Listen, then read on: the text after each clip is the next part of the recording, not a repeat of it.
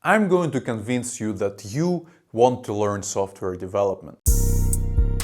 Ability to work from home matters more in 2021 than in any other year, except maybe the last one, 2020. Especially if you're someone who lost a job last year and was stuck at home for a while, you probably have Googled many times the types of job that you can do from home. And inevitably, software development comes on pretty much every list. The great part is there are plenty of jobs available. And while you will have to spend a lot of your own resources such as time and money learning and preparing for interviews and improving your skills, once you get a software development job, you may be able to use your employer's money to work on improving your skills instead. Of course, just the ability to work from home and having the training budget is not going to cut it if you can't feed your family or pay for the roof over your head. The good news is software development is one of the highest paying professions, and any bill that is less than $100 is not even worth keeping in your wallet. Jokes aside though, the average salary of a software developer in the US is a little over $100,000 a year, so that should definitely provide you with some money to pay for your rent or mortgage and maybe even get some food.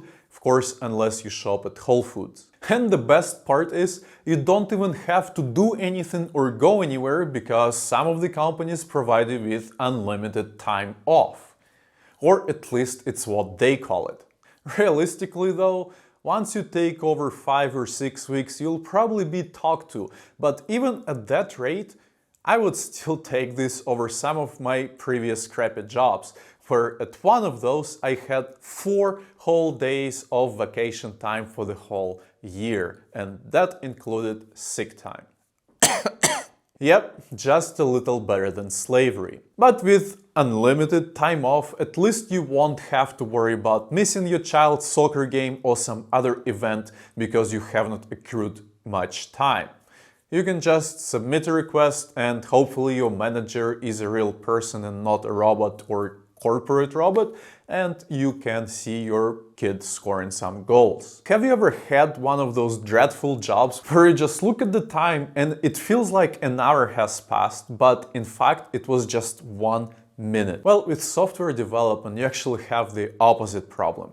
Time goes way too fast. You wake up, get breakfast, take a shower, sit down at your computer to start doing some work, and the next thing you know, it's already 5 or 6 o'clock and time for you to probably stop. What helps here to not be bored is the variety of things you get to work on.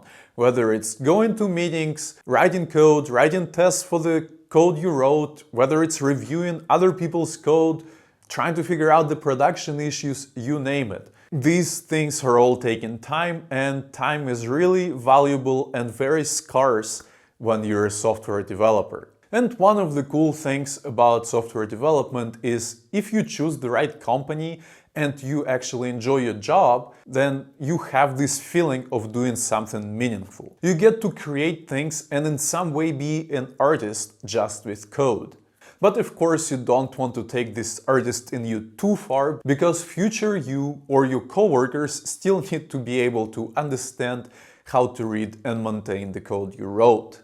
But if you do take it too far, no worries, because you'll probably work with a bunch of people who are smarter than you, and they typically review any of the code you write before it sees the light of the day. So they will definitely leave some comments and ask you to make some changes if they're not able to read this code or if they don't think it's maintainable in the long run. And I'm not going to lie, sometimes you will feel like you don't belong there because everybody is just a lot smarter than you are. But you can just use that as an opportunity to learn from them. After you've spent some time with smart people and gained some skills, your options become limitless. I was blind, but now I see.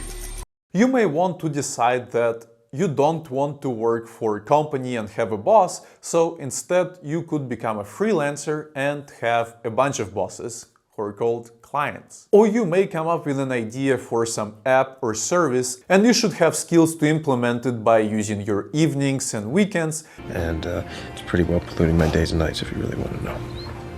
and eventually you can become a business owner or a startup founder, which is really the same thing. And then you will be able to decide how much vacation time your employees could have at your expense. So the question is, have I convinced you that you want to be a software developer? If it's a yes, please just leave a comment down below saying yes, and if it's a no, please tell me what your concerns are and let's figure out how to address those.